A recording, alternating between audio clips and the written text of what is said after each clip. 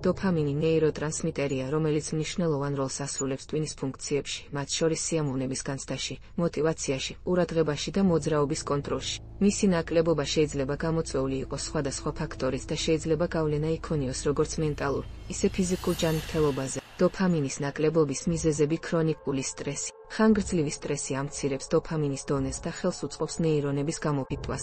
არასწორი კვება. ამინომჟავა ტიროზინი, რომელიც საჭიროა დოფამინის წარმოებისთვის, საკვებიდან უნდა მივიღოთ. მისი ნაკლებობა ამცირებს დოფამინის გამომუშავებას. ძილის უკმარისობა. არასაკმარისი ან უხარისხო ძილი ხელს უშლის დოფამინის რეგულაციას.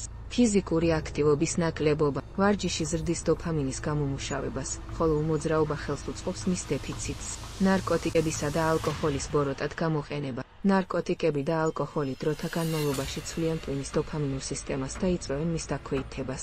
ნევროლოგიური დაავადებები. პარკინსონის დაავადება, ADHD, ყურადღების დეფიციტისა და ჰიპერაქტივობის სინდრომი და დეპრესია დოფამინთან არის დაკავშირებული. ჰორმონალური დისბალანსი. მაგალითად ესტროგენის ან კორტიზოლის დონის ცვლილებები შეიძლება დოფამინის გამომუშავებაზე აისახოს. რისკები და შესაძლო გავლენა. დოფამინის ნაკლებობამ შეიძლება გამოიწვიოს შემდეგი პრობლემები: მოტივაციის დაქვეითება და აპათია, კონცენტრაციის და მეხსიერების გაუარესება, დეპრესია და შფოთვა, ქრონიკული დაღლილობა და ენერგიის ნაკლებობა, მოძრაობის დარღვევები, მაგალითად პარკინსონის დაავადება, რისკიანი და ადიქტიური ქცევები, ნარკოტიკებზე ან სოციალურ მედიაზე დამოკიდებულება. თუ გაქვს ეჭვი, რომ შეიძლება გქონდეს დოფამინის ნაკლებობა, ჯობს კონსულტაცია გაიაროს ექიმთან ან ნეიროლოგთან, რათა ჩატარდეს საჭირო გამოკვლევები და მკურნალობა.